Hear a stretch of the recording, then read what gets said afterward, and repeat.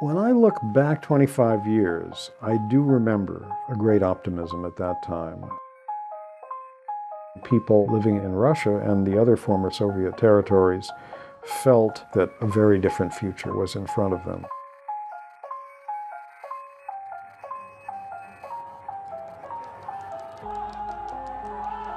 The quarter century started on a note of high hope because of a wave of democratization. But what's replaced that autocracy is often pretty dysfunctional democratic politics. Within a year after the fall of the Berlin Wall, it was clear that the end of international Soviet communism was going to produce a revival of religious politics, of ethnic and nationalist and separatist politics. I remember the night the Berlin Wall fell, or the morning after, I was actually in Rio. The headline was, "O triunfo do capitalismo," the triumph of capitalism.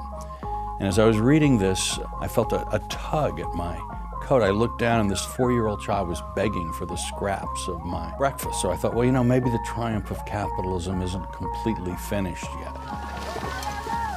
The income gap is widening. Corporate chief executives are paid, 100 or a couple hundred times as much as their lowest paid employees.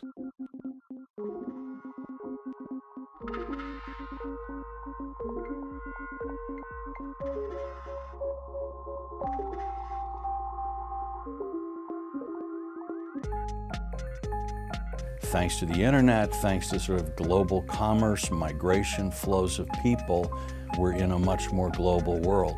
It really is astonishing, the amount of shifts that are going on at the moment. It's almost a principle of network mathematics that when you build a system of globalization like the one we're building with computers and speed, you're going to get volatility. And we see it in the financial markets, and we see it in the rise of groups like ISIS overnight.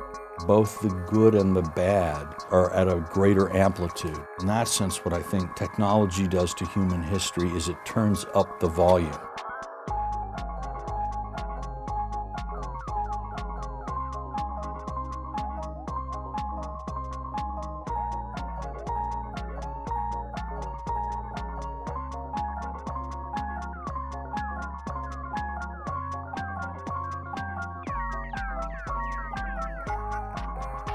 The cost of protest has fallen a lot. If somebody's there with a cell phone and can take a picture of it, it often can reach a huge audience in a very short space of time. Technology makes it possible to self-empower. Technology also gives repressive governments tools to monitor their citizens' behavior. Hardware and software, it seems to me now they're sort of overlapping. The knowledge that your communication system is being monitored by the state. And what does this do to your thinking year after year? Information in the modern age is one of the major sources of state strength. It's the question of our age, who wins, the authoritarian adaptation and control of these technologies, or the citizens that thought they would be empowered in a completely new way. I can't see the future. What I see is struggles. Some will be won, some will be lost.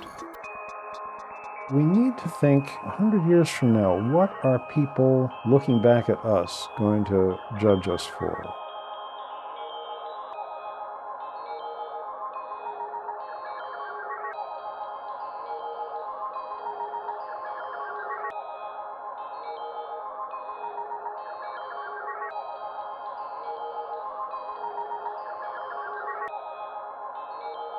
Thank you to the Gelber Committee, because the Gelber Committee was the first prize award that the Bottom Billion won. It's since won quite a lot, but you started it.